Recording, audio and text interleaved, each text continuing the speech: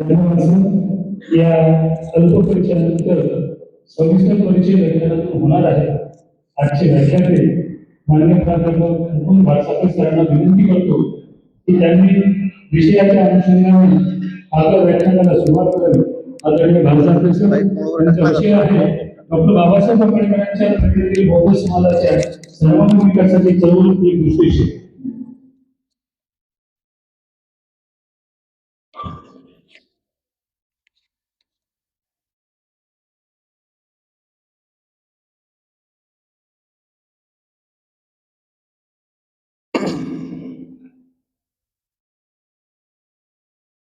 महाकारुणी भगवान गौतम बुद्ध,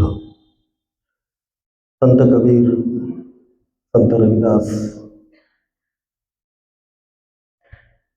शिवाजी महाराज, माता जिजाऊ, महात्मा फुले, सावित्रीबाई फुले,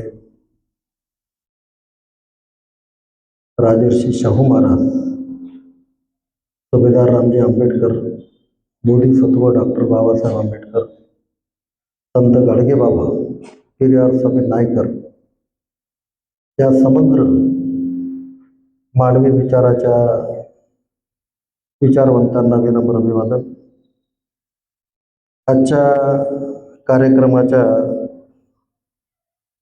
महत्त्वपूर्ण अशा व्याख्यानमालेच्या विचारमंचावर विराजमान कार्यक्रमाचे अध्यक्ष प्राचार्य डॉक्टर विलास आघाव सर, प्रमुख अतिथी सन्माननीय महेंद्र कुमार कांबळे साहेब, अप्पर जिल्हाधिकारी हिंगोली, माझे मित्र जे अकोल्यावरून आम्ही सोबत आहोत, आपल्या सर्वांच्या प्रतिष्ठानचे सचिव सन्माननीय अशोक इंगळे सर, त्याचबरोबर आपल्या ऐतिहासिक प्रतिष्ठानच्या संपूर्ण कार्याचे फील्ड ऑफिसर जे फोटोग्राफी करतायत दोघेही, ते सन्माननीय महेश कुमार तायडे, अमोल कुमार इंगळे आणि आपल्या हिंगोलीच्या हिंगोली FM रेडिओचे जे महत्त्वपूर्ण कार्य या ठिकाणी चालू आहे त्याचे कृष्णा कुमार कपूर साहेब, त्याचबरोबर आपलं अत्यंत महत्त्वपूर्ण असं जे मंडळ आहे, म्हणजे जी संस्था आहे, ते बौद्ध सांस्कृतिक मंडळ हिंगोली, त्याचे सर्व पदाधिकारी, ज्यामध्ये कार्यक्रमाचे त्या ठिकाणी कैलासजी भुजंगडे, उपाध्यक्ष प्राध्यापक डॉक्टर जाधव साहेब, जे आता सध्या अमरावतीला आहेत, विद्यापीठाचं काही काम आहे, सचिव प्राध्यापक डॉक्टर बलखंडे साहेब आणि समस्त कार्यकारिणी, त्यामध्ये ज्यांनी महत्त्वपूर्ण असे आमचे स्वागत वगैरे केलं, त्यामध्ये भुजंगडे साहेब आहेत, रामा वाकडे साहेब आहेत, ॲडव्होकेट अनिलजी इंगळे साहेब आहेत, डॉक्टर सुखदेव बलखंडे साहेब आहेत, बबन दांडेकर साहेब आहेत, आदिनाथ गायकवाड साहेब आहेत, माझ्या बौद्ध उपासक उपासिकांनो, या ठिकाणी ज्यांचा सत्कार झाला त्या सर्वांचं देखील मी या ठिकाणी अभिनंदन करतो। आजचा अत्यंत महत्त्वपूर्ण असा आपला विषय आहे डॉक्टर बाबासाहेब आंबेडकरांच्या प्रेरणेतील बौद्ध समाजाच्या सर्वांगीण विकासाची चळवळ। आयोजकांनी मला फोन करून विचारलं की बा आपला विषय जो आहे तो कोणता असावा। त्यामध्ये भुजंगडे साहेब आहेत, सगळीच कार्यकारिणी मंडळी, तर प्रामुख्यानं गेल्या 30 वर्षापासून ज्या विषयांवर प्रत्यक्षपणे प्रॅक्टिकल आपण करत आहोत तो विषय मी त्यांना सुचवला आणि त्यांना देखील तोच विषय अपेक्षित होता. कारण अकोला शहरातील तुमचं आपलं जे प्रतिष्ठान आहे, तुमचं आपलं सगळ्यांचं जे प्रतिष्ठान आहे, महाराष्ट्रातीलच नव्हे तर भारतातील तमाम बुद्ध फुले शाहू आंबेडकरी विचारांचे जे आपण अनुयायी आहोत, या सर्वांचं जे प्रतिष्ठान आहे, त्या प्रतिष्ठानच्या संदर्भामध्ये आपणाला नम्रपणे मी सांगू इच्छितो की आपल्या देशाचं लक्ष लागलेलं आहे. अत्यंत जबाबदारीनं मी आपल्याशी संवाद साधतो आहे. आपल्या देशाचं लक्ष तुमच्या आपल्या सर्वांच्या स्वाभिमानाचं असलेल्या प्रतिष्ठानकडे लक्ष लागून आहे. आणि म्हणून त्या प्रतिष्ठानचा मूळ उद्देश जो आहे, तो मूळ उद्देश आहे की डॉक्टर बाबासाहेब आंबेडकरांना अपेक्षित बौद्ध समाजाच्या सर्वांगीण विकासाची चळवळ उभी करणे.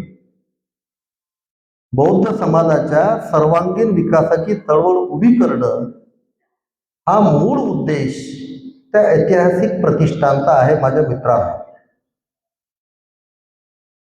पुढे पुढे मी आपणाला सांगेन, पण पहिल्यांदाच मी आपणाला नम्रपणे विनंती करतो की तमाम हिंगोली आणि हिंगोली जिल्ह्यातील जे बौद्ध उपासक उपासिका आहेत, जे पुरोगामी विचारांचे आहेत, त्या सर्वांनी एक वेळ त्या ऐतिहासिक प्रतिष्ठानला भेट द्यावी असं निमंत्रण मी आपणाला पहिल्यांदाच देऊन ठेवतो. ज्याला यही तस्तिको आपण म्हणतो, या आणि तपासून पहा. बोधिसत्व डॉक्टर बाबासाहेब आंबेडकरांच्या विचारानुसार काय चालू आहे ते आपण पाहलं पाहिजे. ते आपलं आहे. देशातील जेवढ्या काही संस्था असतील, त्या संस्थांमधील क्रमांक 1 ची सर्वात जास्त लाईफ मेंबर असणारी संस्था कोणती असेल तर तुमची आपली अकोला शहरातील डॉक्टर बाबासाहेब आंबेडकर बहुउद्देशीय उत्कर्ष प्रतिष्ठान ही संस्था आहे. माझ्या मित्रांनो, क्रमांक 1 वर असलेली. हे आपल्याला नम्र निमंत्रण मी दिलेलं आहे. आतापर्यंत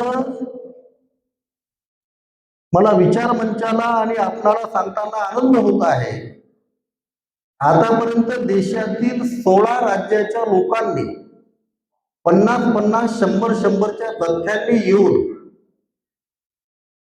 तुमच्या आपल्या त्या ऐतिहासिक प्रतिष्ठानचा अभ्यास केला आहे की हे काय आहे.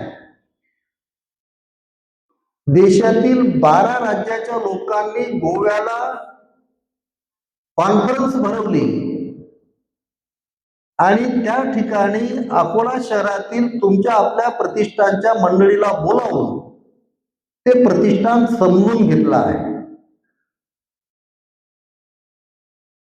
मागच्या महिन्याच्या म्हणजे नोव्हेंबरच्या 7 नोव्हेंबरला शरद पवार साहेब आणि भीमरावजी आंबेडकर यांची आतुरता शिगेला पोचलेली होती. त्यांनी प्रतिष्ठानच्या कार्यक्रमामध्ये हजेरी लावलेली आहे. हे प्रतिष्ठान काय आहे? भीमरावजी आंबेडकर राष्ट्रीय बौद्ध महासभेचे कार्याध्यक्ष आहे. हे तुम्हाला प्रतिष्ठान बद्दल मी दुर्बी माहिती सांगितलेली आहे.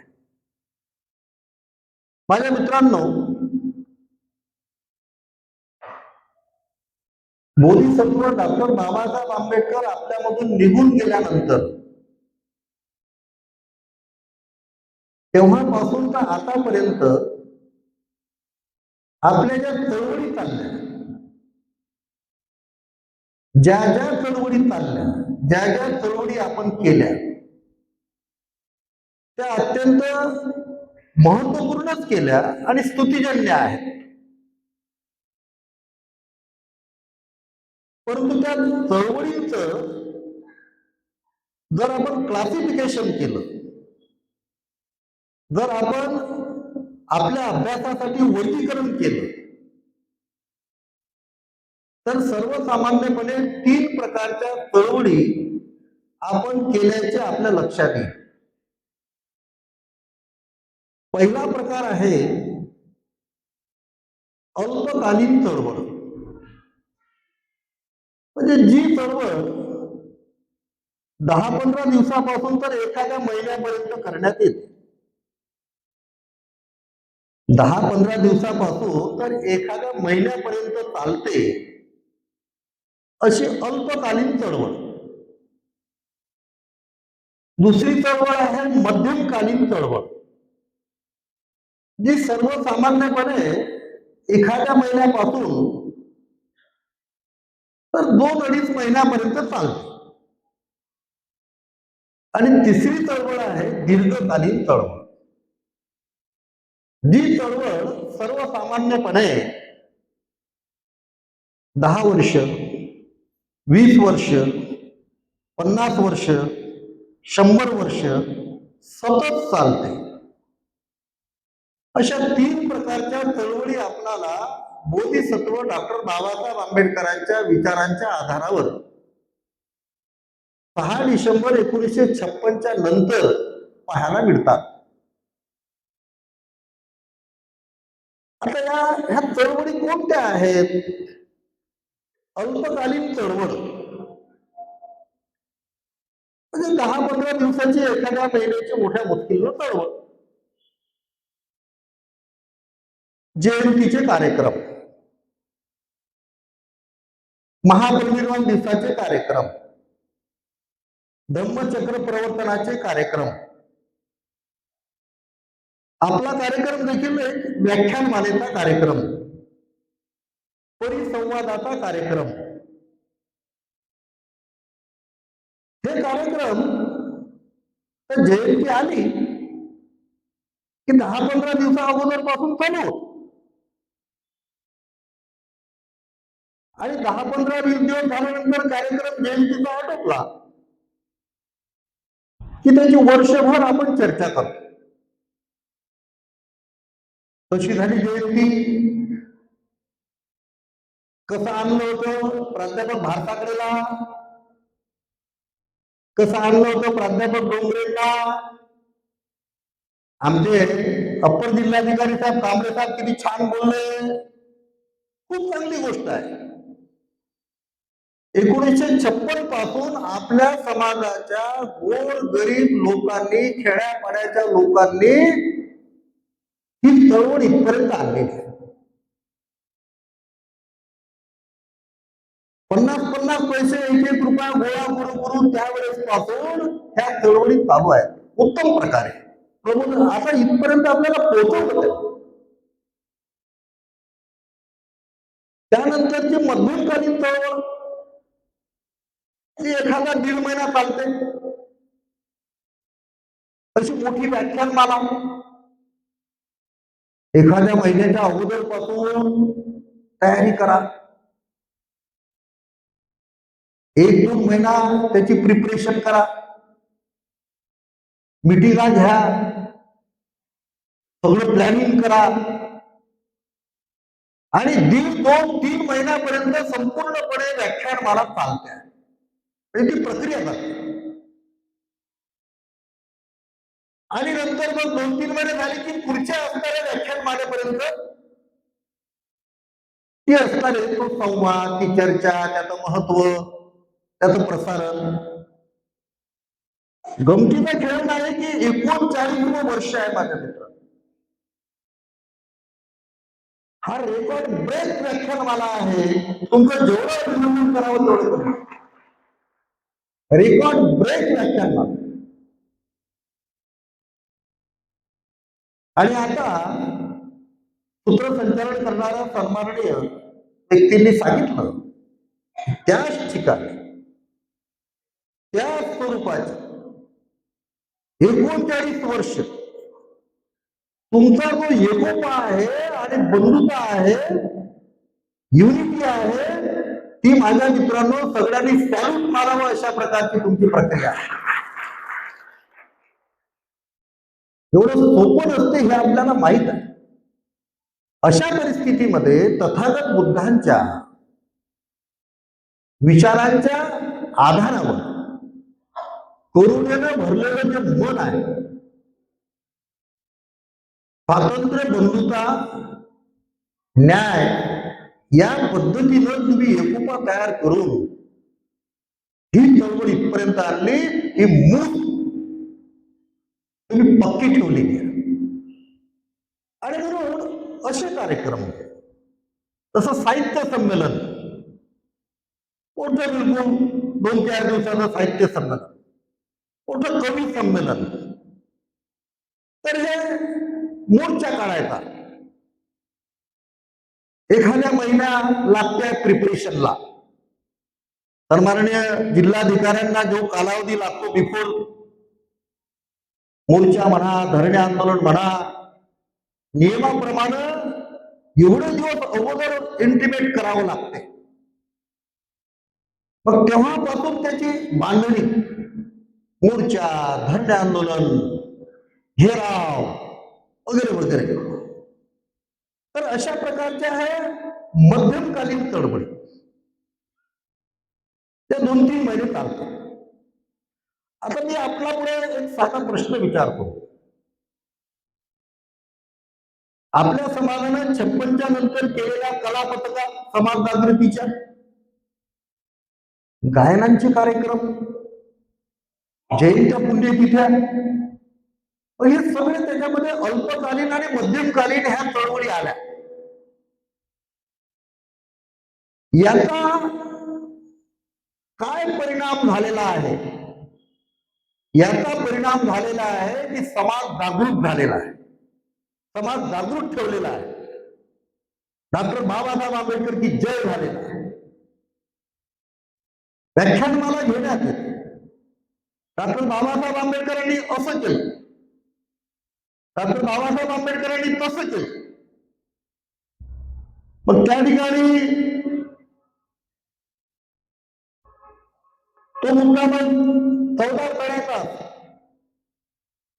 तो काळाराम मंदिराचा, तो अमरावतीच्या देवीच्या असणाऱ्या प्रवेशाचा असेल, ती प्रक्रिया असेल, वगैरे वगैरे ज्या चळवळी आहे, तुम्ही आपण पाहिलं नाही की 39 वर्षापासून आमच्यासारख्या व्याख्यान देणाऱ्यांनी आपल्या पुढे डॉक्टर बाबासाहेब आंबेडकर मांडले. म्हणजे डॉक्टर बाबासाहेब आंबेडकर एवढे महान आहेत की 100 वर्ष जरी बाबासाहेब सांगत बसलो आपण तर संपणार नाही, सांगतच राहावं लागेल. आता मला सांगा, एक साधा मुद्दा मी विचारतो. गेल्या 65-70 वर्षापासून जी जागृती चालू आहे, जे आपण जागृत झालो, आमचे डॉक्टर बाबासाहेब आंबेडकर, आमचे महात्मा फुले, आमच्या सावित्रीबाई, आमचे गाडगे बाबा, बाबासाहेबांनी शिका म्हटलेला आहे, संघटित म्हटलेला आहे, संघर्ष करा म्हटलेला आहे, वगैरे वगैरे वगैरे. ओतप्रोत बाबासाहेब भरले समाजामध्ये. मग आता मला सांगा की चळवळ करण्याचा उद्देश काय? चळवळ करण्याचा उद्देश आहे की पहिला उद्देश करेक्ट आहे की आपण जागृत झालो पाहिजे, आपलं प्रबोधन झालं पाहिजे. मग परीक्षेत आपण उतरतो, विद्यार्थ्यांना वर्षभर लेक्चरर शिकवतात आणि मग परीक्षेला बसवतात. मग कोणी मेरिट मध्ये येते, कोणी फर्स्ट क्लास मध्ये येते, आहे ना, कोणी नापासही होतं.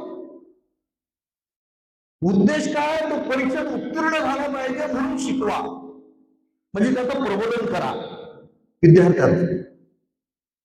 मग गेल्या 65-70 वर्षापासून या समाजाचं, आपल्या समाजाचं प्रबोधन हे सतत आपण करत आलो. या प्रबोधनाचा पहिला उद्देश स्पष्ट झाला की आपण जागृत आहोत. अनेक वेळा जागृत आहोत आपण दाखवून दिलंय. नामांतराचा प्रश्न असेल, आपण दाखवून दिलं. आता सन्माननीय कांबळे साहेबांनी सांगितलं की डॉक्टर बाबासाहेब आंबेडकरांची समाज जागृतीची चळवळ, शैक्षणिक चळवळ, सांस्कृतिक चळवळ, मग अशा प्रकारच्या गोरगरिबांनी चळवळीच्या चालवल्या, मुठ्ठीत पण गोळा करू है ना, बुद्धविहार बांधले खेड्यापाड्यात. जागृत ठेवलं आपल्याला. जैविक केला पाहिजे, शिक्षण घेतलं पाहिजे, उच्च शिक्षण घेतलं पाहिजे, चांगली नोकरी भेटली पाहिजे, बाबासाहेबांनी किती मेहनत घेतली, वगैरे वगैरे. आता हा पहिला उद्देश आपण सक्षम केला, खूप अभिनंदनाची बाब आहे.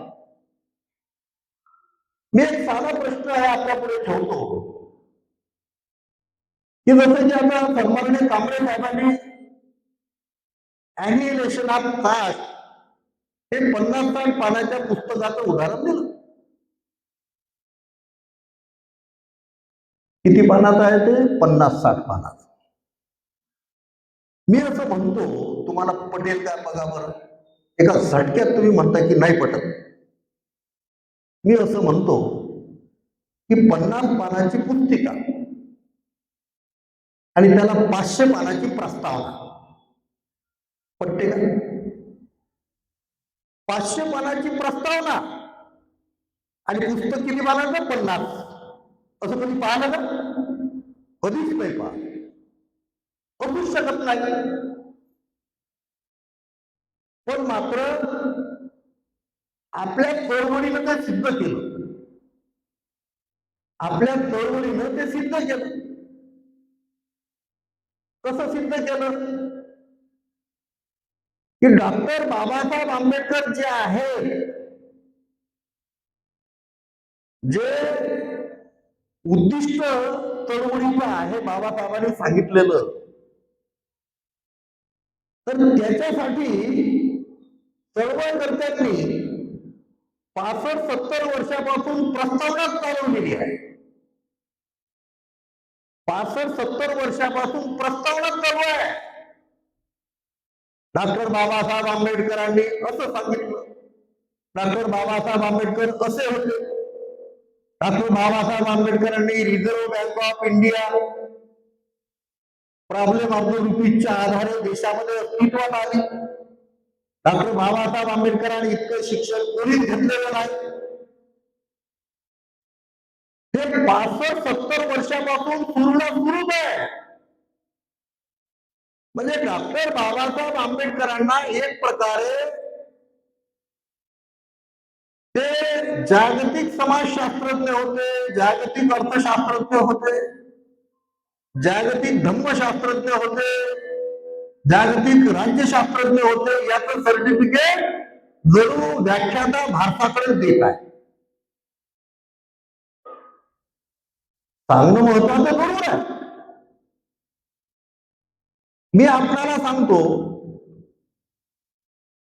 अकोल्यातील LRT कॉमर्स कॉलेज, तिथं 35 वर्ष मी जे लेक्चरशिप केली, 1981 पासून ते 2016 पर्यंत, त्या 35 वर्षामध्ये महाराष्ट्रातले 35 विद्वान लोक बाबासाहेबांना बोलवायला बोलावले. महापरिनिर्वाण दिवसाचा कार्यक्रम, बोलवा व्याख्यान. मग केशव मेश्राम असतील, दामोदर मोरे असतील, अरुण कांबळे असतील, प्राचार्य डॉक्टर संन्याशी असतील, भाऊ लोखंडे असतील, गंगाधर पानतावणे असतील, रूपा कुलकर्णी असतील, वगैरे वगैरे वगैरे महाराष्ट्रातला एकूण एक विद्वान तिथे बोलावा. अकोल्यातील नाण्या नवसाचं एक प्रेमिलाचं ओठ आहे. नाण्या नवसाचं प्रेमिलाचे ओठ हाल प्रतिगाण्यांचा, म्हणजे आपल्यावर अन्याय करणाऱ्यांचा. त्यामध्ये प्राध्यापक संघटनेचे कार्यक्रम असो, ऑल इंडिया एससी एसटी कॉन्फेडरेशनचे कार्यक्रम असो, महाराष्ट्र राज्य बहुजन कर्मचारी संघटनेचे कार्यक्रम असो, वगैरे वगैरे ज्या संघटना काढल्या त्याचे सगळे कार्यक्रम त्या ठिकाणी, मोठमोठे विद्वान त्या ठिकाणी. येथे कमीत कमी 5-50 विद्वान तिथं, मोजून 35 विद्वान LRT कॉमर्स कॉलेजला.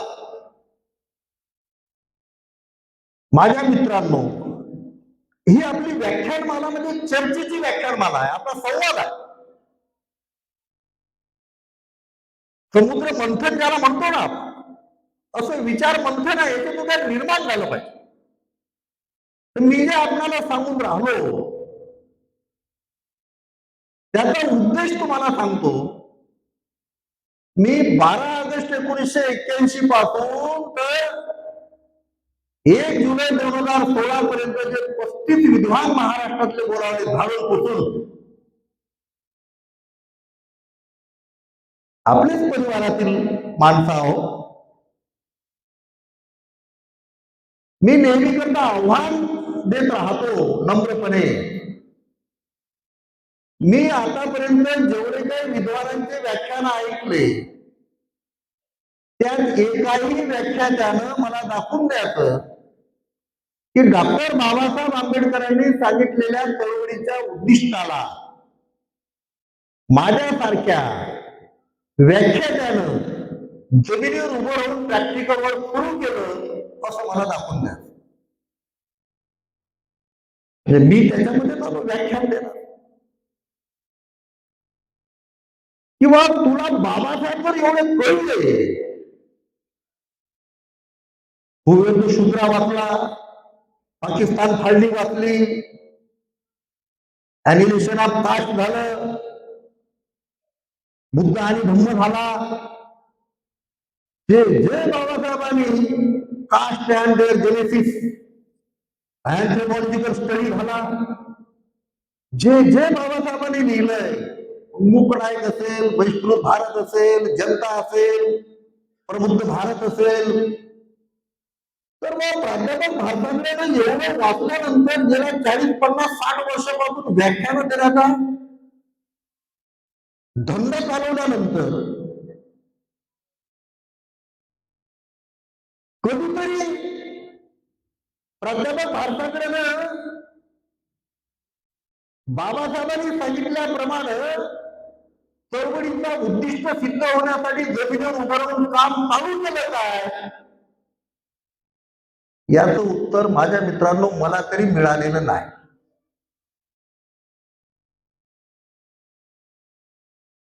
आणि म्हणून पुस्तक 50 पानाचं आणि प्रस्तावना 500 पानाची.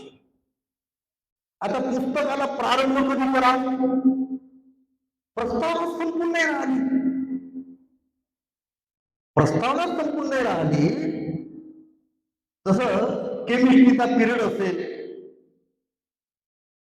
बायोलॉजीचा पिरियड असेल, फिजिक्सचा पिरियड असेल, तर लेक्चरर शिकवतो आणि नंतरच्या पिरियडला म्हणतो की चलो लॅब में जाएंगे, लेबॉरेटरी में जाएंगे, कि ऑक्सीजन गैस कैसा तैयार होता है ना. थियरी की लगेच प्रॅक्टिकल. आता याचं थियरी चालू आहे आणि चळवळीचा उद्देश काय माहिती आहे? बोधिसत्व डॉक्टर बाबासाहेब आंबेडकरांनी चालू केलेल्या समग्र चळवळीचा उद्देश आहे की हा गोरगरीब समाज सर्वांगीण विकासाच्या दृष्टीनं स्वतःच्या पायावर उभा राहिला पाहिजे. स्वतःच्या पायावर उभा राहिला पाहिजे. आणि याच्यासाठी लागते माझ्या मित्रांनो दीर्घकालीन तळमळ. जयंती 10-15 दिवसाची नाही, जयंती दररोज. व्याख्यान दररोज, साहित्य संमेलन दररोज. काम आपल्याला दुसरं कोणतं काम आहे? आपल्याला दुसरं कोणतं काम आहे? डॉक्टर बाबासाहेब आंबेडकरांनी, आता सन्माननीय कांबळे साहेबांनी तेच सांगितलं, आपला श्वासोच्छ्वास देखील बाबासाहेब आहेत, आपल्या अंगातले कपडे बाबासाहेबांचे आहेत, आपले विचार जे चांगले असतील ते बाबासाहेबांचे आहेत. मग सगळं जर बाबासाहेबांचं आहे, शिक्षण बाबासाहेबांमुळे, स्कॉलरशिप बाबासाहेबांमुळे, फी माफ बाबासाहेबांमुळे, नोकरी बाबासाहेबांमुळे, स्वाभिमानाने दुसऱ्याच्या मजुरीला जरी जात असतो तर तो स्वाभिमान बाबासाहेबांमुळे, सगळं बाबासाहेबांमुळे. मग डॉक्टर बाबासाहेब आंबेडकर या संदर्भात काय म्हणतात की जर हे सगळं चळवळीमुळे तुम्हाला मिळालेलं असेल तर तुम्ही स्वतःच्या पायावर उभं झालं पाहिजे. त्याचं कारण असं आहे, बाबासाहेब म्हणतात त्याचं कारण असं आहे, 1950च्या आषाढ पौर्णिमेला कलकत्त्याच्या महाबोधी सोसायटीला डॉक्टर बाबासाहेब आंबेडकरांना त्यांनी विनंती केली, कलकत्त्याच्या महाबोधी सोसायटीनं, की आम्ही एक उत्कृष्ट विशेषांक काढत आहोत, त्या विशेषांकासाठी डॉक्टर बाबासाहेब आंबेडकर आपला लेख तुम्ही पाठवा. मग बाबासाहेबांनी लेख पाठवला, त्याच्या लाखो प्रती छापल्या, त्याच्या लाखो प्रती आहेत, सगळ्या विद्वानांनी वाचलं. लेख 3-4 पानाचा. त्या लेखामध्ये एक वाक्य जे आहे ते तुम्हाला मी सांगतो. तिथून लक्षात येईल आपल्या की चळवळीचा उद्देश काय, सर्वांगीण विकास म्हणजे काय, आपला सर्वांगीण विकास म्हणजे काय. त्या लेखामधलं एकच वाक्य तुम्हाला मी सांगतो माझ्या मित्रांनो. डॉक्टर बाबासाहेब आंबेडकर म्हणतात, 1950 ची गोष्ट, तेव्हा आपल्याला धम्म दिलेला नव्हता. मग डॉक्टर बाबासाहेब आंबेडकर असे म्हणतात, जी व्यक्ती गरीब असेल, जो परिवार गरीब असेल, जो समाज गरीब असेल, तो बौद्ध असू शकत नाही. तो बौद्ध असू शकत नाही. व्यक्ती, परिवार आणि समाज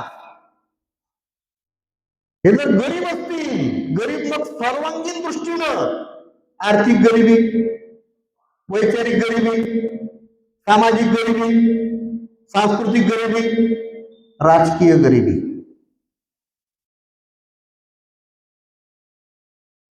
आता मला सांगा, 1950 ला डॉक्टर बाबासाहेब आंबेडकर असे म्हणतात, तोपर्यंत संविधान लिहिलेलं होतं, तोपर्यंत संविधान लिहिलेलं होतं,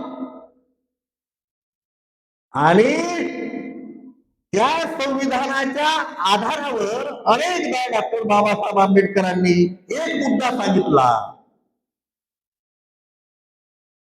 जो 65 वर्षामध्ये विद्वानांकडून लपवण्यात आला. माझं स्पष्ट म्हणणं आहे, भिकेला जाऊन गाळगं लपून थोडं पोट भरते. विद्वानांनी तो मुद्दा लपवला म्हणून मी सांगितलं की मी जे माझ्यासारखे तुम्ही पण जे 50-60 विद्वान आपण बोलावतो त्यांच्याकडून कोणता मुद्दा लपवण्यात आला जो अति स्पष्ट आहे. समाजाच्या सर्वांगीण विकासासाठी प्रत्येक व्यक्तीने कमाईचा विसावा कंटिन्यू दिला पाहिजे. हा मुद्दा लपला चांगलं वाटण्यासाठी आपण म्हणून लपला. कंटिन्यू विसावा कारण सगळंच तर बाबासाहेबांचं आहे. कपडे लत्ते बाबासाहेबांचे आहेत. सगळं बाबासाहेबांचं आहे. बाबासाहेब काय म्हणतात एक प्रकारे तुम्ही म्हणताना सगळं बाबासाहेबांचं आहे कल्पना करा. परंतु हो मग काय करता तुम्ही कल्पना करायची. भारताकडे सांगते बाबासाहेब तुमच्यासाठी जीव देतो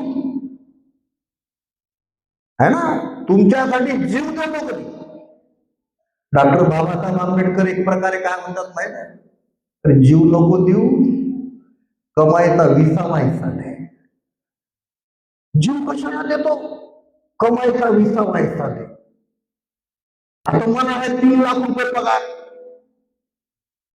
कमाईचा विसावा होते 15,000. विसावा म्हणजे 5% ऑफ ओव्हर इन्कम. 5%, 100 5 रुपये जास्त मागितले का बाबासाहेबांनी? 100 5 रुपये मागितले हो. बाबासाहेब म्हणतात भारताकडे तुला 1 लाख पगार आहे का? अरे 95,000 तुझ्याजवळ ठेव. तुला इतर समाजात जावं लागते, दर्जा मेंटेन करावा लागतो. तुझे कपडे रस्ते चांगले असले पाहिजे, तुझं घरदार चांगलं असलं पाहिजे, तुझे मुलं बाळ चांगल्या शाळेत गेले पाहिजे. अरे बाबा 95,000 तुझ्याजवळ राहू दे. नियमित 5,000 रुपये आरक्षणाच्या पलीकडच्या समाजासाठी ज्यांना आरक्षण मिळालं नाही अशा 95% समाजाच्या सर्वांगीण उन्नतीसाठी दे. तुला शिक्षण आहे, उच्च शिक्षण आहे, विचार आहे, कोणाकडून देऊ म्हणू नको. डॉक्टर बाबासाहेब आंबेडकर म्हणतात गाई गवारात जाऊन मी देखील वासरू आहो पण शिंग ओढू नको. मी देखील वासरू आहो शिंग ओढून घुसा. शिक्षण किती उच्च आहे तुला कळत नाही का? मग तूच पुढे हो. तू कसं शिक्षण घेतलं इतरांना मिळालं पाहिजे स्वाभिमानानं शिक्षण. तू जशी नोकरी मिळवली तशी त्याला मिळाली पाहिजे. तो स्वतःच्या दारू वाढायला पाहिजे, त्याच्या झोपडपट्ट्या असला पाहिजे. माझ्या मित्रांनो, मला डॉक्टर बाबासाहेब आंबेडकरांनी कमीत कमी 4 कोटी दिले रिटायरमेंट पर्यंत. 4 कोटीतले डॉक्टर बाबासाहेब आंबेडकर काय म्हणतात, अरे 3 कोटी किती होतात 80 लाख. 3 कोटी 80 लाख तू ठेव, त्यातली 20 लाख समाजाला दे रे. आणि दिले जाणे याचा हिशोब दे समाजाला. समाजाला 20 लाख दिले काय तू अख्ख्या 35 वर्षाच्या नोकरीमध्ये? जर दिले असतील तर एक प्रकारे तू माझा अनुयायी आहे. दिले नसतील तर तू गद्दार आहेस. दुसरा शब्द कोणता म्हणायचा? याचा माझ्या मित्रांनो 2000 ते 2004 पर्यंत आपण महाराष्ट्राचा अभ्यास केला. या गोष्टीचा 2000 ते 2004 पर्यंत अभ्यास केला. केवळ आरक्षणधारी लोकांनी शिकलेल्या सवरलेल्या आरक्षणधारी लोकांनी जर आपल्या कमाईचा कंटिन्यू विसावा आपल्या समाजाच्या 95% गोरगरीब समाजासाठी खर्च केला असता, शिका, संघटित व्हा. कशासाठी? संघटित याच्यासाठी. तर माझ्या मित्रांनो, 2004 पर्यंतची गोष्ट सांगतो मी तुम्हाला. 2004च्या पुढे आता किती वर्ष झाले? 4 वर्ष आपण तो अभ्यास केला महाराष्ट्राचा, प्रत्येक जिल्ह्याचा. काय झालं असतं माहित आहे? निष्पन्न हे झालं. तर निष्पन्न हे झालं, 2004 पर्यंत महाराष्ट्राच्या प्रत्येक जिल्ह्यामध्ये आपल्या बौद्ध समाजाच्या म्हणजे पुरोगामी विचारांच्या समाजाच्या उन्नतीसाठी प्रत्येक जिल्ह्यात 4000 कोटीचं काम करू शकलो असतो आपण. 4000 कोटी. 4000 कोटी जबाबदारीनं बोलतोय. मी एक कॉमर्सचा लेक्चरर आहे. मी तुम्हाला फिगर चुकू देणार नाही. आपल्या शिक्षणाचा उपयोग समाजासाठी आपण केला पाहिजे. 4000 कोटीत काय झालं असतं त्याच्या अगोदर आपली अवस्था काय ते आपल्याला सांगतो. डॉक्टर बाबासाहेब आंबेडकर आपल्याला स्वाभिमान सांगतात. स्वाभिमान, पंचशिलेचं पालन केलं पाहिजे, आहे ना आपली भारतीय बौद्ध महासभा. पंचशिलेचं पालन केलं पाहिजे, 22 प्रतिज्ञाचं पालन केलं पाहिजे. ब्रह्मा विष्णू महेश यांना देव मानणार नाही, है ना. गौरी गणपतीची पूजा करणार नाही, कोणतंही कर्मकांड वगैरे वगैरे करणार नाही, आहे ना. 22 प्रतिज्ञा. स्वाभिमान, हा आम्ही स्वाभिमानी. अरे काय तो कर्मचाऱ्याला जो जेवण खात नाही, है ना. जागृती, किती स्वाभिमान. रात्र झाली, झोपलो, सकाळी उठलो, पोराला घेतलं, पोरीला घेतलं, भावाला घेतलं, बहिणीला घेतलं, नाताला घेतलं, वगैरे वगैरे. कुठं चाललो? शाळेत. कोणाची शाळा आहे? प्राध्यापक भारताकडे बापाची आहे का? नाही. शाळा प्रति जाण्याची, कॉलेज प्रति जाण्याचं. मग तिथं गणपती बसेल, तिथं दुर्गादेवी बसेल. आता त्या लहान मुलांच्या मृतपटलावर संस्कार कोणते? स्वाभिमानाचे आहेत का? स्वाभिमानाचे नाहीत, अंधश्रद्धेचे संस्कार आहे. म्हणजे डॉक्टर बाबासाहेब आंबेडकरांनी एवढं काही आपल्याला सांगितलं. स्वाभिमान आपल्या समाजाची व्यक्तिगत ज्यांच्या आहेत त्या कशा चालतात आणि कशासाठी आहेत ते तुम्हाला मला माहित आहे. समाजाची शाळा नाही, समाजाचं कॉलेज नाही, समाजाचं हॉस्पिटल नाही, समाजाचं इंजिनिअरिंग कॉलेज नाही, मेडिकल नाही, लॉ नाही, समाजाचं नाही, कॉन्व्हेंट नाही समाजाचं. आणि स्वाभिमान. बरं दुसरं कसं? खूप शिकलो पाहिजे आपण, उच्च शिक्षण घेतलं पाहिजे. कुठे घेतलं पाहिजे? प्रतिगाम्यांच्या शाळा कॉलेजला. पण घेतलं शिक्षण बाबा, पुढे काय? दे ग माझ बघूया, देता काय की नोकरी? मी एम.ए. झालो, मी एम.कॉम झालो, मी PhD झालो, मी LLM झालो. तर नोकरी जी आहे, मी नोकरी मागायला जाणार. स्वाभिमान कसं नाही? आज MA M.Com झालेले लोक जेव्हा इतरांच्या नोकऱ्याला जातात प्रायव्हेटली, त्यांनी जर चुकून मोठ्याने जयभीम केला दुसऱ्याला तर त्या मालकाच्या पोटात काय दुखते तुम्हाला मला माहित आहे. तर दुसऱ्या तिसऱ्या चौथ्या दिवशी म्हणते की तुम्ही आता येऊ नका, काम नाहीये. हा स्वाभिमान. आणि म्हणून डॉक्टर बाबासाहेब आंबेडकरांनी काय सांगितलं, जी व्यक्ती गरीब असेल, जो परिवार गरीब असेल, जो समाज गरीब असेल, तो बोरकर असू शकत नाही. मग डॉक्टर बाबासाहेब आंबेडकरांनी केवळ तुम्हाला मला समस्या नाही सांगितली. डॉक्टर बाबासाहेब आंबेडकर असे महामानव आहेत की समस्यांवरचा उपाय देखील सांगितला. तो अगोदरच सांगून ठेवला, कोणता माहित आहे, ही तुमची गरिबी नष्ट करण्यासाठी आरक्षण तुम्हाला संविधानात आहे, नंबर 1.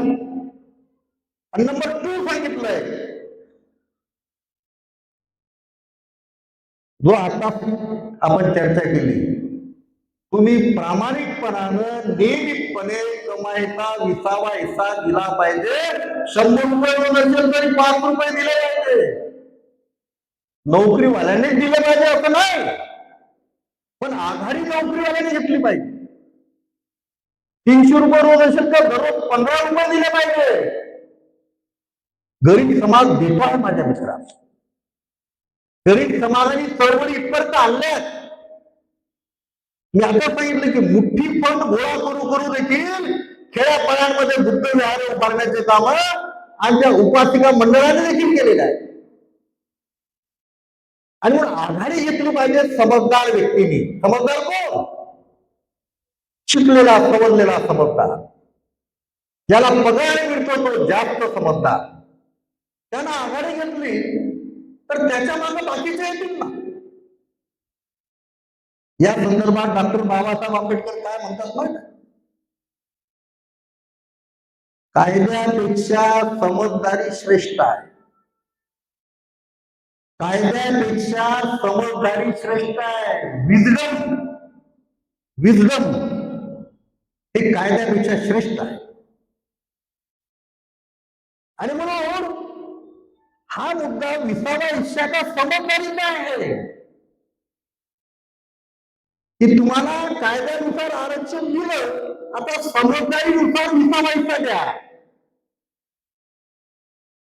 तर त्या प्रत्येक जिल्ह्याच्या 4,000 कोटीत माझ्या मित्रांनो काय झालं असतं माहित आहे? ठीक आहे, हिंगोली सारखा जिल्हा आहे, तिथं 2,000 कोटी झाले असते, लहान जिल्हा. नागपूरमध्ये 6,000 कोटी झाले असते, मुंबईमध्ये 8,000 कोटी झाले असते. याच्यात काय झालं असतं माहित आहे? प्रत्येक जिल्ह्यामध्ये बौद्ध समाजाच्या मालकीचे नर्सरी पासून सिनियर कॉलेज पर्यंत कमीत कमी 5 ते 10 कॉलेजेस असते.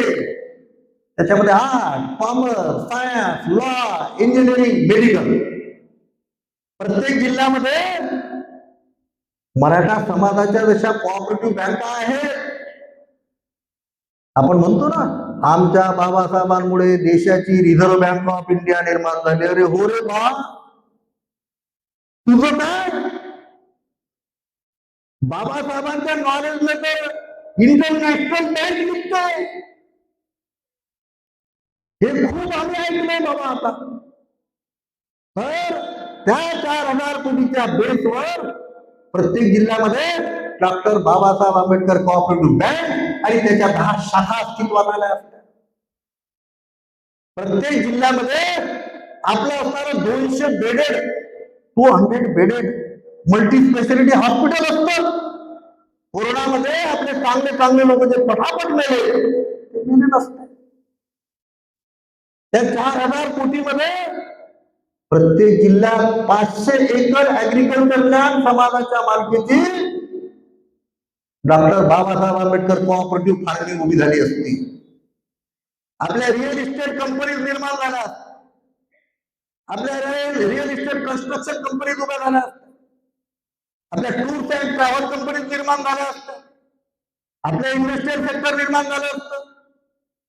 एकूणच माझ्या मित्रांनो, प्रत्येक जिल्ह्यामध्ये किमान 25,000 गरीब परिवाराला आपण नोकऱ्या देऊ शकलो असतो स्वतःच्या बळावर. आणि ज्या वेळेला आर्थिक आणि शैक्षणिक ताकद निर्माण होते माझ्या मित्रांनो, आता साहेबांनी जे सांगितलं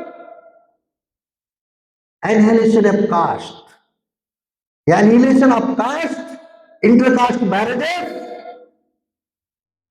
तुम्ही पाहता प्रकाश आंबेडकरांची पत्नी ब्राह्मणी, आठवले साहेबांची पत्नी ब्राह्मणी,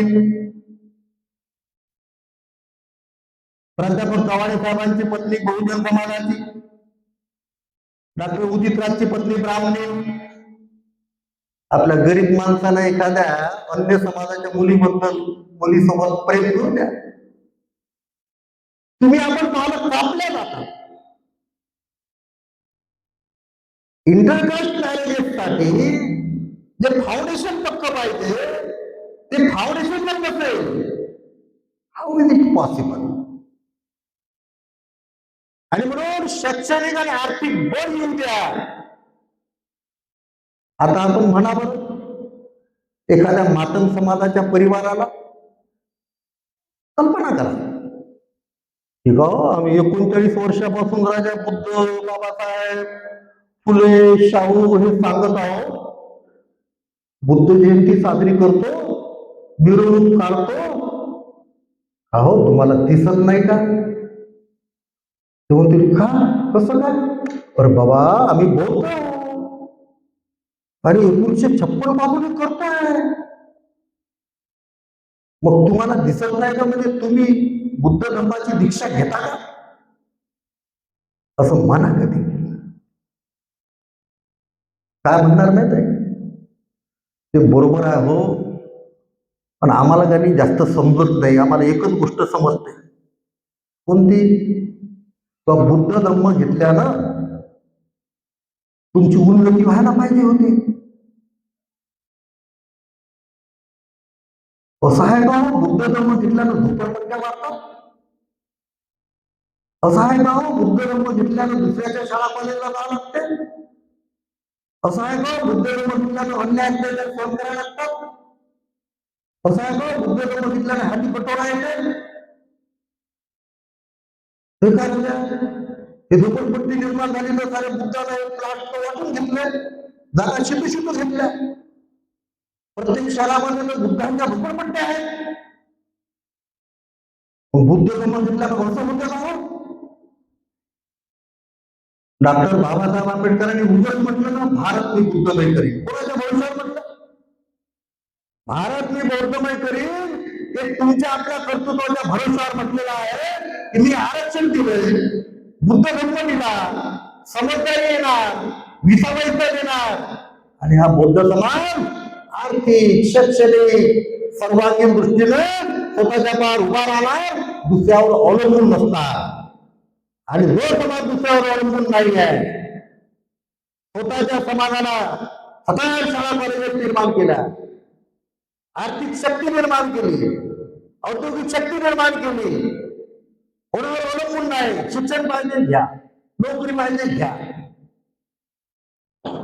तो समाज इतरांवर अवलंबून नसतो. इतरांवर अवलंबून नाही म्हणजे अन्याय अत्याचार नाही.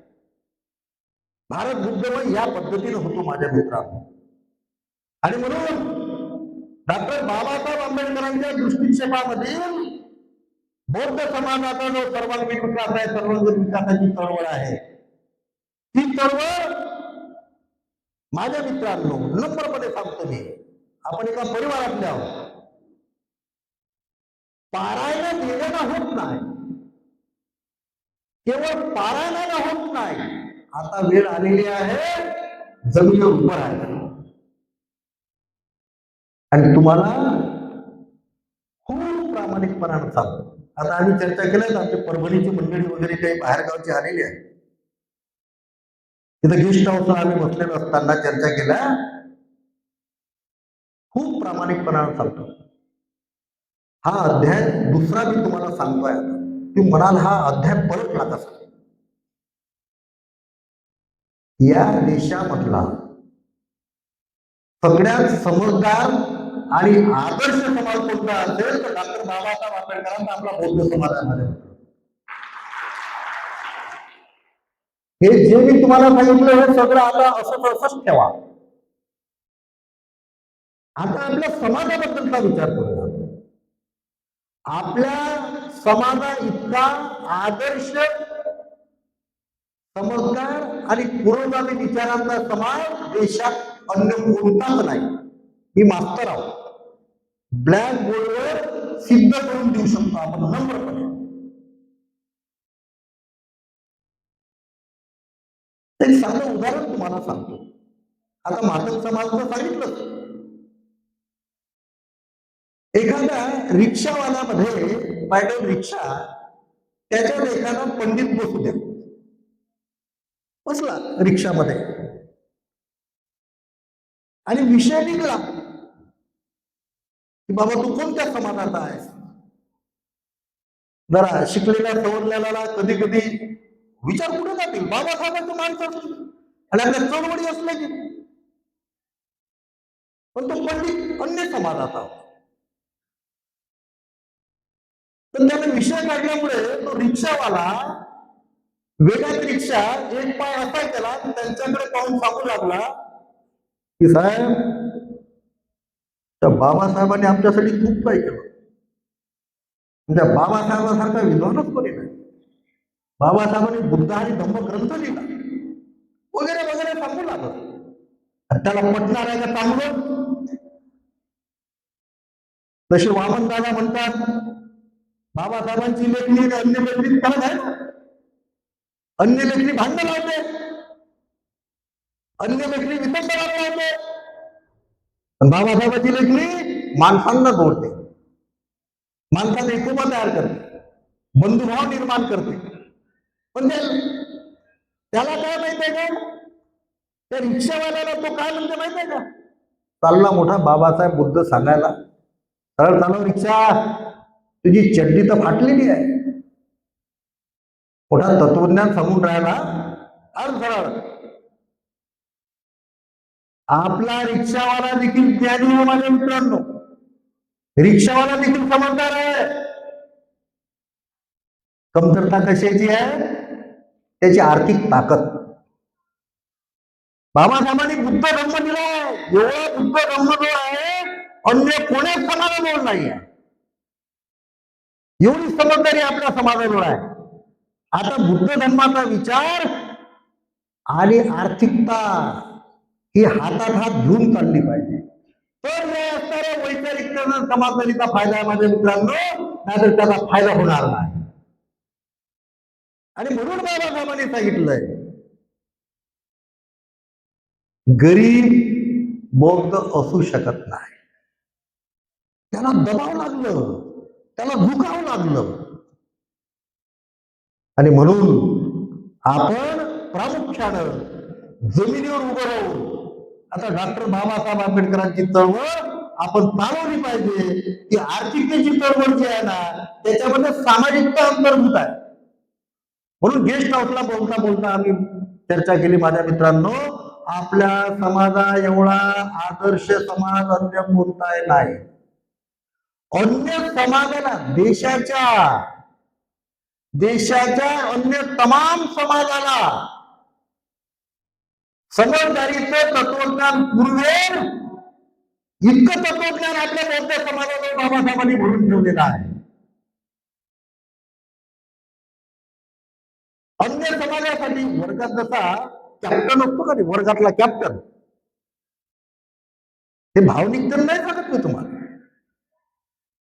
याच्यावर चिंतन करा, विचार करा. फॅक्ट आहे, वर्गातला जसा कॅप्टन असतो, जो नियमित आहे, जो आदर्श आहे, विद्यार्थी जो नियमित वर्गात येतो, आदर्श आहे, कोणाशी भांडण करत नाही, चांगला गुणधर्म त्याच्याजवळ आहे, अभ्यासात पहिला असतो वगैरे वगैरे, ह्या क्वालिटी त्याच्याजवळ आहे. शिक्षक म्हणतो हा कॅप्टन आहे रे तुमचा. तशा प्रकारे या देशाच्या तमाम समाजासाठी डॉक्टर बाबासाहेब आंबेडकरांनी आपला समाज कॅप्टन म्हणून उभा केला माझ्या मित्रांनो. गरज कशाची आहे? हा जो कॅप्टन खाली पोट आहे ना, याचं आर्थिक बळ वाढलं पाहिजे. या कॅप्टनचं आर्थिक बळ वाढलं पाहिजे. या संदर्भात एक विधान बाबासाहेबांचं अजून आपल्याला मी सांगतो. डॉक्टर बाबासाहेब आंबेडकर असे म्हणतात, आर्थिकता नसेल तर व्यक्तीच्या स्वातंत्र्याला अर्थ नाही. बघा, आर्थिकता नसेल व्यक्तीच्या स्वातंत्र्याला अर्थ नाही. पुन्हा बाबासाहेब म्हणतात, आर्थिकता नसेल समाजाच्या स्वातंत्र्याला अर्थ नाही. आर्थिकता नसेल राष्ट्राच्या स्वातंत्र्याला देखील अर्थ नाही. माझ्या मित्रांनो, एवढं आर्थिकतेत बळ आहे. आणि त्यातल्या त्यात समजदार व्यक्तीजवळ जर आर्थिकता नसेल तर त्याची समजदारी काहीच कामाची नाही. म्हणून आपण महाराष्ट्रासाठीच नाही तर देशातील तमाम आपल्या बौद्ध समाजासाठी अकोला जिल्ह्यामध्ये या आर्थिकतेचं मॉडेल उभं करतो. माझ्या मित्रांनो, हे जे प्रॅक्टिकल वर्क आहे, बौद्ध समाजाच्या सर्वांगीण विकासाचा केंद्रबिंदू म्हणजे अकोला शहरातील डॉक्टर बाबासाहेब आंबेडकर प्रतिष्ठान आहे. सर्वांगीण विकासाचा केंद्रबिंदू. येणाऱ्या 5 वर्षामध्ये 10,000 गरीब परिवाराला नोकऱ्या देण्याचं ठिकाण कोणतं उभं राहील तर माझ्या मित्रांनो अकोल्याचं प्रतिष्ठान आहे. 10,000 गरीब परिवार कोणाच्या बळावर? भांडवलदाराच्या नाही, गव्हर्नमेंटच्या मुळीच नाही. गव्हर्नमेंटचा एक पैसाही घेतला जाणार नाही. सरकारचा एक पैसा घेतला जाणार नाही. 65 वर्षामध्ये घेऊन हे हाल आहे. 65 वर्षात घेऊन हाल आहेत. अजूनही माझ्या मित्रांनो आपल्याकडे 10 ते 15 वर्ष आहेत. खूप नम्रपणे मी आपल्याला सांगतो, आपल्या आरक्षणधारी लोकांनी 10 ते 15 वर्षामध्ये जर कमाईच्या 20व्या हिश्श्याचा हिशोब नाही दिला, खूप नम्रपणे आणि बंधू भावानं आपल्या पुढे मांडतो मी मुद्दा, तर सगळ्यात जास्त हाल 95% गोरगरीब समाजाचे नाही होणार. 95% गोरगरीब समाजाचे, खेड्यात राहणारे, झोपडपट्टीत राहणारे होणार नाही. सगळ्यात जास्त हाल 40-50 वर्ष ज्यांनी नोकरीची बगावत केली, आपला परिवार फुलासारखा सजवला, मुलाबाळ सजवले, घरदारे बांधले, या 5 ते 7% असणाऱ्या आरक्षणधारी लोकांचे एवढे हाल होतील. ते हाल सुरू झाले. ते हाल सुरू झाले. मजूरदारांना सवय आहे उठले की भांडवलदाराच्या कामाला जायची. म्हणजे इकडे रे पांड्या, म्हणजे सांगा काय, उचलते सिमेंट, फोडते पहिलं, जायचं शेतावर, उचलती घाण. 90-95% गोरगरीब समाजाला याची सवय आहे. तो म्हणते अरे आम्हाला तर सवय आहे. आता तुमचं कसं? तुमच्या मुलांचे प्रश्न, तुमच्या मुलींचे प्रश्न, मुलाचं लग्न राहिलं, मुलीचं लग्न राहिलं, कोणाची फारकती होऊन राहिली, कोणाच्या कोर्टात भांडणं आहेत, घरदार आता एवढंच आहे, हे घर बांधलं, 2-4 एकर वावर घेतलं, आता म्हणते वावर विकतो, आता म्हणते घरही विकतो. 40-50 वर्षाची सवय. आणि म्हणून माझ्या मित्रांनो डॉक्टर बाबासाहेब आंबेडकरांसारखा द्रष्ट माणूस या जगात कोणता नाही, तुम्हाला मला चांगलं माहित आहे. त्यांनी आपलं भवितव्य सांगितलं, म्हणून त्याच्याकडे जर पाहिलं तर 10 ते 15 वर्ष आपल्या हातात आहेत. आपण स्वबळावर आपला समाज उभा केला पाहिजे. आणि आपला समाज एवढा समजदार आहे, आपला समाज माझ्या मित्रांनो तुमच्या खांद्याला खांदा लावून काम करायला तयार आहे. गेस्ट हाऊस मध्ये झालेली चर्चा तुम्हाला सांगतो. मला विचारलं, आमची चर्चा झाली की सर आपण आता प्रतिष्ठान उभं करताना काही त्रास झाला का? एक क्युरियोसिटीचा प्रश्न आहे. आता तुम्ही म्हणाल काय उभं केलं मग तिथं? पहिले ते सांगतो.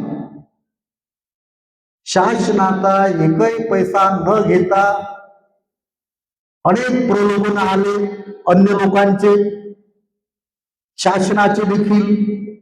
आम्ही 1 कोटी देतो, आम्ही 2 कोटी देतो, चांगलं काम आहे. आपण त्यांना सांगितलं तुमचे 1 कोटी 2 कोटी 5 लाख 10 लाख कोणत्या संडासाच्या भिंतीला लावायचे? आमचा प्रकल्प तो 1000 कोटीचा आहे. त्या 1000 कोटीत तुमचे असणारे 1-2 कोटी कुठे लावणार? आता शरद पवार येऊन गेले, सांगितलं ना मी तुम्हाला. शरद पवार म्हणाले माझ्याकडून काही अपेक्षा, तर त्यांचं कामच आहे हा गळ टाकला फोडला, कामच आहे त्यांचा धंदा आहे ना तो. अनेक लोक गळायला लागले, तुम्हाला आपल्याला माहिती. त्यांना सांगितलं पवार साहेब तुम्ही 2 कोटी 5 कोटी 10 कोटी देऊ शकता आम्हाला माहित, परंतु या गरीब समाजानं आतापर्यंत घामाच्या पैशानं 250 कोटीचं काम केलेलं आहे. गरीब समाजानं घामाच्या पैशानं 250 कोटीचं काम केलेलं आहे. तुम्हाला जे मी देऊन पाठवलं 250 कोटीचं काम, तेव्हापासून आतापर्यंत 10 कोटीचं काम लागलं, म्हणजे 185 कोटीचं काम झालं आपल्या गरीब समाजाच्या घामाच्या पैशाने. त्यांना म्हटलं हे 250 कोटीचं काम जे झालं, तुमचे 2, 4, 5 कोटी घेतले की हा आमचा 250 कोटीचा बुरुज असा घसरतो, उद्ध्वस्त होतो. तुमचा पैसा नको, 1 नया पैसा देखील पवार साहेब आपला पाहिजे नाही, हे त्याचा नम्रपणे पण ठणकावून सांगितलंय माझ्या मित्र. त्यांनी सांगितलं देशातली ही पहिली संस्था पाहतो आहे, नाहीतर आमच्या सारख्याला फक्त पैशासाठीच बोलावतात. स्वाभिमान कसा असला पाहिजे माझ्या मित्रांनो? स्वाभिमान भेटल्यासारखं विरघळणारा नसला पाहिजे. आणि म्हणून आतापर्यंत जे काम झालंय त्याच्यासाठी आपल्याला निमंत्रण दिलंय. जवळजवळ 55 कोटीचं डॉक्टर बाबासाहेब आंबेडकर प्रबोधन भवन उभं आहे. 4 मजली प्रबोधन भवन, प्रत्येक मजला 10,000 चौरस फुटाचा 40,000 चौरस फुटाचं प्रबोधन भवन उभं आहे. मुंबई टू कलकत्ता या हायवेला लागून हे प्रबोधन भवन, बाबासाहेबांचा 25 फुटाचा स्टॅच्यू हा संपूर्ण देशाला सांगतोय हे प्रबोधन भवन, हे प्रतिष्ठान, याच्याकडे लक्ष द्या. रात्री बेरात्री शेकडो वाहनं थांबतात, बाबासाहेबांना वंदन करतात. त्या 4 मजली इमारतीचा पहिला मजला संपल्यानंतर जो दुसरा मजला आहे, त्या दुसऱ्या मजल्यावर 25 फुटाचा स्टॅच्यू आहे. दुसरा आणि तिसरा मजला आहे 25 फुटाने कव्हर केला, आणि त्याच्यावर 4था मजला आहे. 4थ्या मजल्यात 500 लोक बसतील एवढं डोम असलेलं बुद्ध विहार आहे.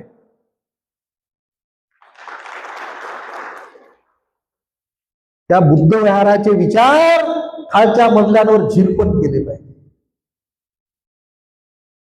हे झालं डॉक्टर बाबासाहेब आंबेडकर प्रबोधन भवन. त्याच्या बॅक साईडला त्याच्या बॅक साईडला, मागच्या साईडला 32,000 चौरस फुटाचं 4 मजली मातोश्री रमाबाई आंबेडकर प्रबोधन भवन आहे. प्रत्येक मजला 8,000 चौरस फुटाचा, अशी 4 मजली.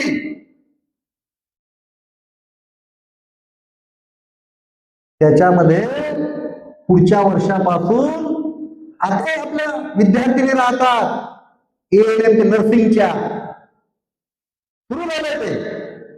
पण पुढच्या वर्षापासून महाराष्ट्रातले 200 विद्यार्थी गरीब, दारिद्र्य रेषेखालील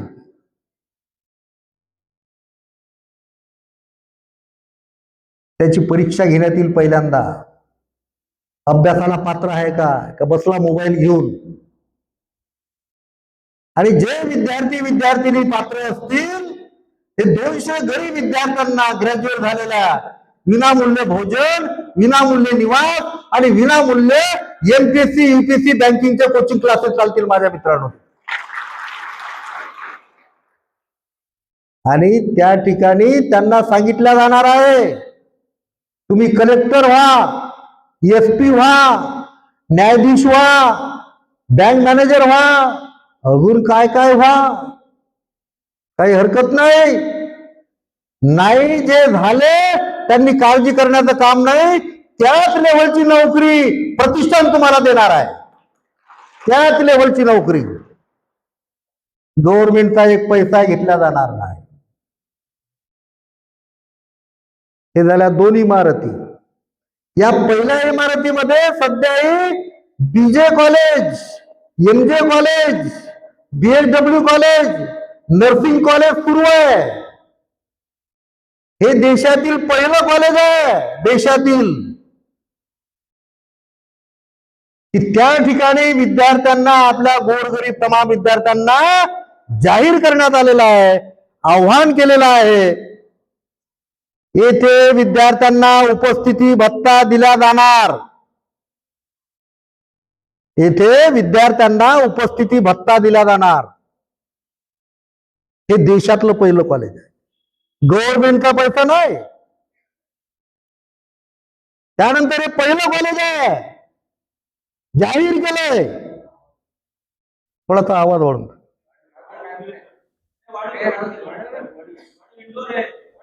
हा, तर अरे आपण गव्हर्नमेंटच काम करून राहिलोय, हे तर गव्हर्नमेंटने केलं पाहिजे.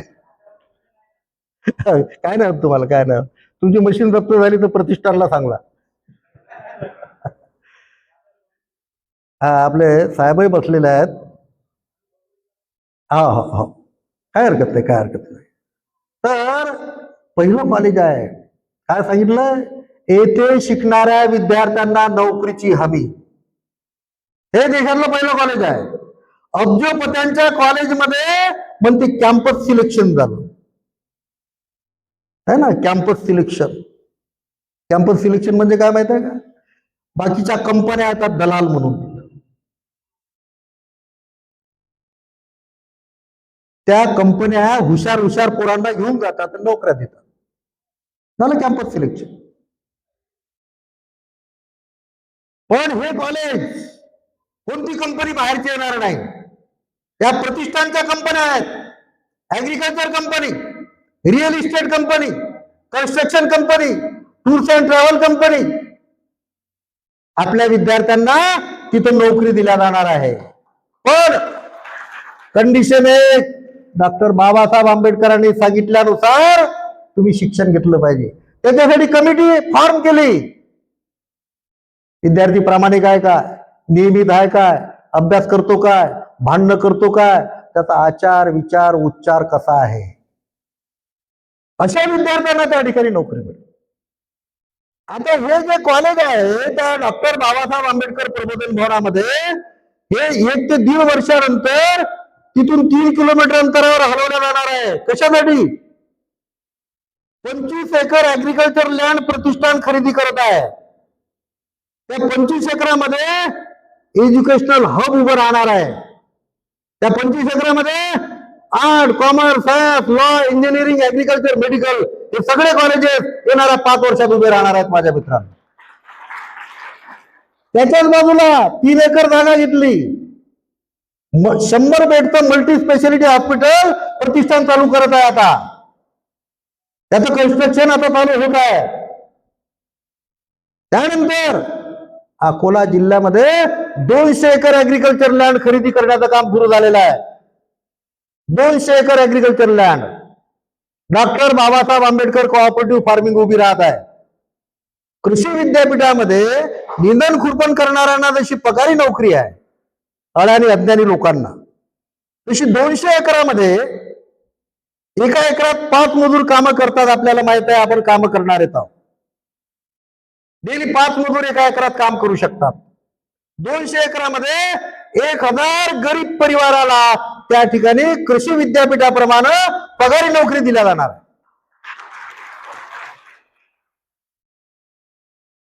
माझ्या मित्रांनो, आपली रिअल इस्टेट कंपनी सुरू झाली. कशी रिअल इस्टेट कंपनी? या प्रतिगाम्याची प्रॉपर्टी खरेदी केली, तर तिथं ओव्हरफ्लो झालाय ना, तिथं ओव्हरफ्लो झाला. या प्रतिगाम्याची प्रॉपर्टी खरेदी केली, या दुसऱ्या प्रतिगाम्याला विकली. आलेला प्रॉफिट समाज कार्यासाठी. मागच्या वर्षाला 1,10,00,000ची 4 एकर शेती, खूप नम्रपणे सांगतो, जवळचे मित्र माझ्या मारवाडी समाजाची खरेदी केली. आणि माझाच विद्यार्थी सिंधी समाजाचा व्यापार करणारा 6 महिन्याच्या नंतर 1,10,00,000ची प्रॉपर्टी 1,65,00,000ला सिंध्याला विकली. आमचे डॉक्टर बाबासाहेब आंबेडकर आर्थिक जागतिक तज्ञ होते म्हणते. तर तू काही चालव. आलेले 50 लाख 55 लाख प्रतिष्ठानच्या समाज कार्यासाठी. सुभेदार Ramji Ambedkar credit cooperative society सुरू झाली. 3 वर्षामध्ये A ग्रेड मिळाला तिला. एकही NPA नाही आहे. त्याचे ब्रँचेस ओपन करणं सुरू झाला. येणाऱ्या 5 वर्षाच्या आतमध्ये doctor Babasaheb Ambedkar cooperative bank 7 मजली उभी झाल्याशिवाय राहणार नाही. माझ्या मित्रांनो, हा संकल्प आहे. आता हे जे डॉक्टर बाबासाहेब आंबेडकर प्रबोधन भवन आहे, त्याच्याच पुढे 22,000 चौरस फुटाचं आपले लॉर्ड बुद्धा पार्क आहे. त्या 22,000 चौरस फुटामध्ये आता एखाद्या वर्षामध्ये तथागत प्रबोधन भवन उभं राहत आहे. 7 मजली तथागत प्रबोधन भवन. डॉक्टर बाबासाहेब आंबेडकरांचा 25 फुटाचा फोटो आहे. तथागत प्रबोधन भवनामध्ये 30 फुटाचा तथागत बुद्धाचा त्या ठिकाणी स्टॅच्यू राहणार आहे. हा 25 फुटाचा स्टॅच्यू बाबासाहेबांचा आणि तो 30 फुटाचा स्टॅच्यू तथागताचा, दोन्ही पॅरलर हायवेला लागून. त्या 7 मजली इमारतीमध्ये पहिले 2 मजले पार्किंग राहणार आहे. सगळ्यात शेवटचं मजलं गेस्ट हाऊस, ज्याच्यामध्ये 100 लोक देशभरातून आलेले दररोज निवास करू शकले पाहिजे आणि त्यांच्यासाठी हॉटेल. मधले जे 4 मजले आहेत त्याच्यामध्ये डॉक्टर बाबासाहेब आंबेडकर कोऑपरेटिव्ह बँकेचं मुख्य कार्यालय, सुभेदार रामजी आंबेडकर क्रेडिट कोऑपरेटिव्ह सोसायटीचं मुख्य कार्यालय, प्रतिष्ठानचं मुख्य कार्यालय, रिअल इस्टेट कंपनीचं कार्यालय, कन्स्ट्रक्शन कंपनीचं कार्यालय, टूर्स अँड ट्रॅव्हल कंपनी. आता 2 ते 3 महिन्यामध्ये 1.25 कोटीच्या 2 लक्झरी बसेस येतात प्रतिष्ठानच्या. महाराष्ट्रभर कुठे आपल्या लोकांना पर्यटन खूप आवडते. आवश्यक आहे, आवश्यक आहे. बुद्धगया, काठमांडू वगैरे वगैरे ठिकाणी जायला जे 10 दिवसाचे 20,000 घेतात, इथं 12,000 तुम्हाला टूर करता येईल. बाबासाहेबांचा पैसा प्रतिगाम्यांच्या खिशात नाही गेला पाहिजे, बल्कि त्यांनी आपलं जे शोषण केलं तो पैसा या समाजात आला पाहिजे. आर्थिक लेवल वाढेल कशी. आणि म्हणून माझ्या मित्रांनो, हे रनिंग मॅटर मध्ये मी तुम्हाला प्रतिष्ठान समजावून सांगितलं. डॉक्टर बाबासाहेब आंबेडकरांची जी आर्थिक चळवळ आहे, ती चळवळ उभी झाल्याशिवाय तथागत बुद्धाच्या विचाराचा भारत आपल्याला अस्तित्वात आणता येणार नाही. बुद्धाचा विचार आणि आर्थिक विचार हे हाताहात घेऊन जर चालले माझ्या मित्रांनो, तर आपण बुद्धाच्या विचारांचा प्रभाव इतर असणाऱ्या कर्मकांडी समाजावर पाडू शकू. आणि मग भारत बुद्धमय होण्याच्या प्रक्रियेला त्याला गती आल्याशिवाय राहणार नाही. माझ्या मित्रांनो, वेळ झाला मला माहीत आहे. 10 वाजेपर्यंत आपलं व्याख्यान चालायला पाहिजे हे मला माहीत आहे. मी आपला जास्त वेळ घेतला, परंतु आवश्यक वाटलं म्हणून मी या ठिकाणी मांडणी केली. त्यामुळे त्याचा कोणाला जर समजा दुःख झालं असेल, वाईट वाटलं असेल, तर मी आपली माफी देखील मागतो आणि पुन्हा निमंत्रण देतो की आपण प्रतिष्ठानला एक वेळ व्हिजिट द्या, फोन करा, आपली सर्व व्यवस्था त्या ठिकाणी होईल. मुक्कामी आले तर राहण्याची व्यवस्था होईल, जेवणा खावण्याची व्यवस्था होईल. पण प्रतिष्ठान समजून घ्या आणि आपल्या हिंगोलीमध्ये देखील संकल्प करा. हे तर आपले असणारे बंधू भाऊ आहेत, यांच्या हॉलमध्ये आपण कार्यक्रम करतो आहे, पण या गोरगरीब समाजाचा देखील डॉक्टर बाबासाहेब आंबेडकर हॉल या हिंगोलीमध्ये कसा उभा राहील याची प्रयत्न आपण करा. समाज हा ताट माराने कसा उभा राहत जाईल याचे प्रयत्न करणं आवश्यक आहे. आपल्या शैक्षणिक संस्था, खूप चांगलं मंडळ आहे आपलं, बौद्ध सांस्कृतिक मंडळ हिंगोली, उत्तम स्वरूपाचं नाव आहे. याला समाज प्रतिसाद दिल्याशिवाय राहत नाही. माझ्या मित्रांनो, समाज उत्तम दर्जाचा आपला समाज आहे. त्या ठिकाणी 25 वर्षामध्ये कवडीचाही आपल्याला त्रास झालेला नाही. मी मगाच सांगितलंय, जर तिथं प्रतिष्ठाननं असं म्हटलं की 8 दिवसात आपल्याला 2 कोटी 5 कोटी पाहिजे, तर माझ्या मित्रांनो 7 दिवसाच्या आतमध्ये समाज त्या ठिकाणी पैसा जमा करतो आहे, लक्षात घ्या. याच्यासाठी फक्त एकच महत्वाचं आहे, आपल्यापासून कोणी दुखावणार नाही. रिक्षावाला असला तरी तो साहेब आपला. त्याचा विचार काय आहे, त्याला सॅल्यूट मारला पाहिजे की खूप सुंदर विचार आहे. तो प्रत्येकाला जेवढं करते तेवढं सांगेल ना. तो आपण अपेक्षा करतो की त्यानं खूप चांगलं सांगितलं पाहिजे, अरे त्याला तेवढंच करते ना. नाही तू मिनिटमध्येच यायला पाहिजे होता. तो मनात म्हणते मीच तर मोठ्या मुश्किलनं सेकंड मध्ये आलो. म्हणून आपल्याला कळलं पाहिजे की त्याची ताकद किती आहे आणि कोणाला दुखवता कामा नये. ज्याच्याजवळ जेवढं आहे तेवढंच आहे. आणि म्हणून नंबर 1, आपल्याच्यानं कोणी दुखावणार नाही याची काळजी घेतली पाहिजे. आपल्याला कोणी वाईट जरी म्हटलं तर आपण त्याला चांगलं म्हटलं पाहिजे. इतरांची आपल्याला वाईट म्हणण्याची ताकद नाही. आपला माणूस वाईट म्हणत असेल, आपला भाऊ आहे, काही हरकत नाही, हरकत नाही. तुम्हाला सांगतो, प्रतिष्ठानमध्ये ज्यानं आज 5,000ची लाईफ मेंबरशिप दिली नाही, त्यानं 3 वर्षानंतर 4-4, 5-5 लाख रुपये आणून धम्मदान दिलंय. माझ्या मित्रांनो, लक्षात ठेवा. आपल्या तोंडून एकच निघालं पाहिजे, साहेबांकडे गेलो होतो पण साहेब गडबडीत होते, त्यांनी काही जास्त समजून घेतलं नाही. तर साहेबासारखे तर साहेब आमचे कोणी दुसरं नाही आहे, हा प्रचार प्रसार झाला पाहिजे. तेव्हा त्या समोरच्या माणसाला वाटते की यार लोक चांगले आहेत. आज 5,000च्या वर आपले लाईफ मेंबर आहे. तुम्हाला पुन्हा निमंत्रण देतो मी. या देशामध्ये साहेबांना माहित आहे, सगळ्यांना आपल्याला माहित आहे, संस्थेचं लाईफ मेंबर कोणी करून घेत नसते. मी जर माझ्या LRT कॉलेजच्या संस्थेला म्हटलं असतं मला लाईफ मेंबर घ्या, तर त्यांनी म्हटलं असतं याला सस्पेंड करता येते का रे? लाईफ मेंबर म्हणजे मालक मेंबर. ही देशातली एकमात्र संस्था आहे प्रतिष्ठान नावाची, डॉक्टर बाबासाहेब आंबेडकर बहुउद्देशीय उत्कर्ष प्रतिष्ठान. आव्हान करते, या देशातला कोणताही बौद्ध याचा लाईफ मेंबर होऊ शकतो. आणि म्हणून आपण त्या अब्ज रुपयाच्या प्रॉपर्टीचे मालक मेंबर झाल्याशिवाय राहू नका. इथं जर चालू केलं तर आम्ही तुमचे लाईफ मेंबर होतो आहे, इथं चालू करा. प्रतिष्ठान इकडे पाहायला या, पुन्हा निमंत्रण देतो. आणि बाबासाहेबांचा आर्थिक विचार जो आहे तो जमिनीवर उभं राहून चालू करा, अशी नम्र विनंती करतो आणि थांबतो. मला बोलावलं आयोजकाचे, आम्हाला सगळ्या प्रतिष्ठानच्या मंडळीला बोलावलं, आयोजकांचे आणि आपल्या सर्वांचे मी आभार मानतो आणि थांबतो. जय भीम.